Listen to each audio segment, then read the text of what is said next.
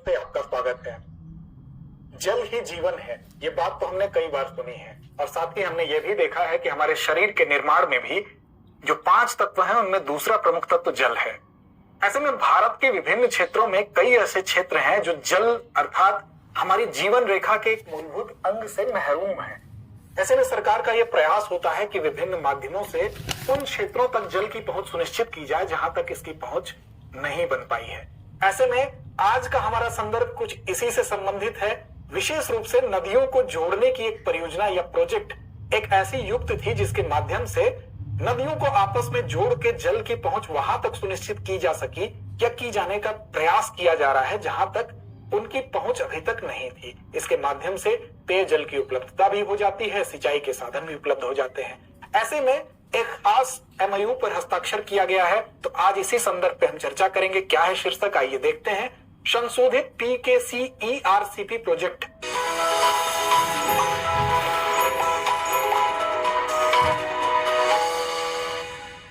अब इसमें संशोधित शब्द लगा है। दरअसल इसको लेके गतिरोध बना हुआ था कई दिनों से। उस गतिरोध को दूर करते हुए इस दिशा में कदम बढ़ाया गया है। तो इस पूरे के पूरे संदर्भ को हम किन बिंदुओं के अंतर्गत समझेंगे, पहले उसको देख लें। दशक से पुराना था और 2 दशकों तक जिसके इर्द गिर्द सियासत होती रही, नई सरकार बनने के बाद 2 महीने में उसे पूरा कर दिया गया। ERCP के तहत पूर्वी राजस्थान के 13 जिलों झालावाड़, बारां, कोटा, बूंदी, सवाई माधोपुर, करौली, धौलपुर, भरतपुर, दौसा, अलवर, जयपुर, अजमेर और टोंक में पेयजल अब इस परियोजना के तहत उपलब्ध होगा और इसके अतिरिक्त राज्य की 2,80,000 हेक्टेयर क्षेत्र में सिंचाई के लिए पानी की उपलब्धता सुनिश्चित की जाएगी। इस दौरान कहा गया कि परियोजना से 13 जिलों के लगभग 25 लाख किसान परिवारों को सिंचाई जल और राज्य की लगभग 40% आबादी को पेयजल उपलब्ध हो सकेगा। साथ ही भूजल के स्तर में भी वृद्धि होगी और जहां पानी होता है, जहां सिंचाई होती है, वहां उन्नति, तरक्की, विकास अपने आप चलकर आता है। तो क्या जीवनदायिनी ERCP अब जमीन पर उतरने के लिए तैयार हो चुकी है और सारी बाधाएं दूर हो चुकी हैं? आज बात इसी पर।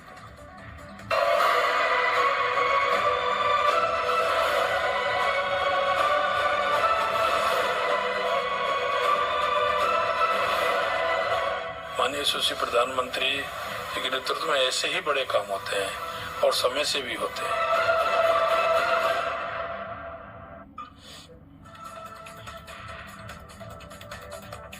और इस मुद्दे पर बात करने के लिए हमारे साथ मौजूद हैं बीजेपी प्रवक्ता मदन प्रजापत जी, PCC महासचिव RC चौधरी जी और राजनीतिक विश्लेषक मिथिलेश जैमिनी जी। शुरुआत करने चाहेंगे मदन जी आपके साथ। जरा बताइए, ये ERCP कहें इसको या फिर कहें इंटर लिंक रिवर प्रोजेक्ट, दोनों में से क्या कहें इसे? देखिए विजेंद्र जी, आज मैं आपके चैनल के माध्यम से देश के यशस्वी प्रधानमंत्री माननीय नरेंद्र मोदी जी और राजस्थान के मुख्यमंत्री माननीय भजन लाल जी को और मध्य प्रदेश के मुख्यमंत्री को बधाई देता हूं और धन्यवाद राजस्थान की जनता और पूर्वी राजस्थान की तरफ से धन्यवाद ज्ञापित करता हूं। नाम आप कह रहे हैं ERCP बोले या नदी जोड़ो परियोजना बोले, ERCP है। इसमें माननीय पूर्व प्रधानमंत्री अटल बिहारी वाजपेयी जी का वो सपना भी पूरा होने जा रहा है जिसमें नदियों को जोड़ने की बात थी। बात यह है कि आज 2,80,000 हेक्टेयर भूमि राजस्थान की पानी पिएगी। 13 जिलों में जब पानी का संकट था, वहां पानी के संकट से अब राजस्थान को मुक्ति मिलेगी।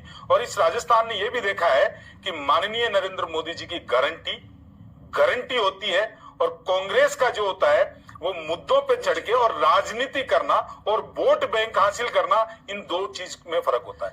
भारतीय जनता पार्टी की जो सरकार, एक इशू था मदन जी, एक इशू था जिसकी वजह से ERCP राष्ट्रीय परियोजना घोषित नहीं हो पाई थी। मैं जानना चाह रहा हूं कि भाई जो कल MOU साइन हुआ, मैंने उसको पढ़ा, उसमें मुझे कुछ बहुत ज्यादा नहीं पता चला कि भाई कितनी डिपेंडेबिलिटी के साथ ये MOU साइन हुआ है, कितना रिजर्व वोटर रहने वाला है, कितना वोटर एग्रीकल्चर और पेयजल के लिए इस्तेमाल होने वाला है, कितना % पैसा गवर्नमेंट देगी और कितना सेंटर गवर्नमेंट देगी। आप बता पाएंगे कि कितना रिजर्व वोटर हमें रखना है और कितना हम हर साल इस्तेमाल कर पाएंगे इस परियोजना के तहत? देखिए विजेंद्र जी, कथनी और करनी दोनों में बहुत बड़ा फर्क है। राजस्थान में जब माननीय पूर्व मुख्यमंत्री अशोक गहलोत जी ने ERCP का राग अलाप रहे थे, उस टाइम पे राजस्थान के नेता प्रतिपक्ष राजेंद्र सिंह राठौड़ जी ने कहा था कि मुख्यमंत्री जी आप चलिए, मैं आपके साथ चलता हूं। आप इसको जो उसके हिसाब से इस प्रोजेक्ट को बनाइए, और उसमें जो भी कमियां है, टेक्निकल जो पेज अटक रहा है, सिर्फ टेक्निकल पेज अटक रहा है, उस टेक्निकल पेज को अपन बैठ के और दूर करते हैं अधिकारी। अच्छा, क्या था लेकिन पेज क्या था? अरे सुनिए, मैं पूरा जवाब दे दूं आपको। अरे सरकार, मेरे पास 20 मिनट की डिबेट। अरे 20 पेज यही था। पेज जो था वो ये था कि राजस्थान और मध्य प्रदेश के बीच में जल समझौते की बात नहीं हो रही थी, जो डिपेंडेंसी थी दोनों सरकारों के बीच में नहीं हो रही थी। कितनी मुख्यमंत्री अशोक गहलोत, अब सही आए ना आप सर, कितनी डिपेंडेंसी थी? सुनिए, अशोक गहलोत जी ने कितनी डिपेंडेंसी थी और अब कितनी डिपेंडेंसी है? डीपीआर बना के ही नहीं भेजी मेरे विजेंद्र जी। जो वसुंधरा जी की डीपीआर थी, जिसको वापस लौटा दी थी, उसी डीपीआर पे गीत गा रहे थे ईआरसीपी।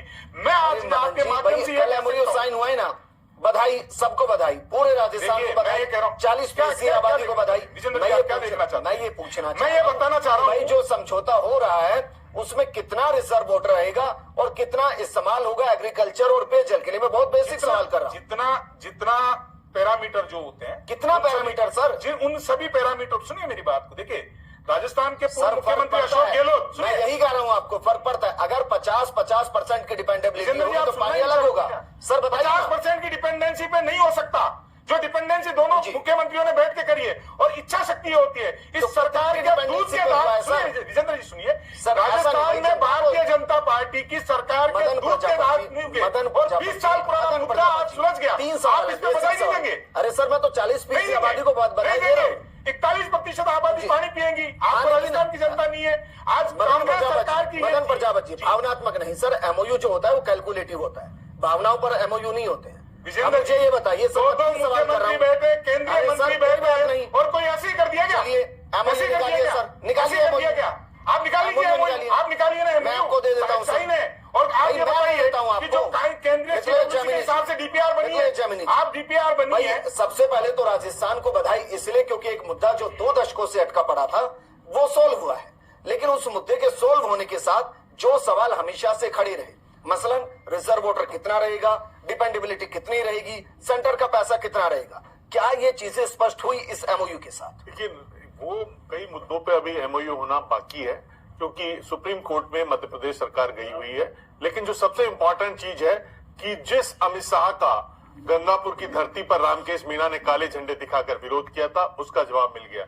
और दूसरा, जो सदन में गोविंद सिंह डोटासरा बार बार पर्ची की सरकार कहते हैं, वो वसुंधरा राजे ने आज जवाब दे दिया। उन्होंने कहा कि जो मैंने मध्य प्रदेश के मुख्यमंत्री बोर्ड के साथ मिलकर समझौता किया था उसको यूं का यूं रखा है। इसके लिए प्रधानमंत्री का धन्यवाद, जल शक्ति मंत्री गजेंद्र सिंह शेखावत का धन्यवाद, और बड़ी बात कही है कि मुझे पूरा भरोसा है कि मुख्यमंत्री भजनलाल शर्मा इस प्रोजेक्ट को पूरा करेंगे। यानी इसका मतलब वसुंधरा राजे की कोई नाराजगी नहीं है जिसे लेकर मुद्दा बनाया जा रहा था। तो ईआरसीपी को लेकर जो इंपॉर्टेंट चीज है कि जो प्रोजेक्ट इंदिरा गांधी परियोजना है उसका 2/3 जल मिलेगा, और नर्मदा जो नदी है जिसे गुजरात से पानी आता है उससे भी काफी अधिक पानी मिलेगा।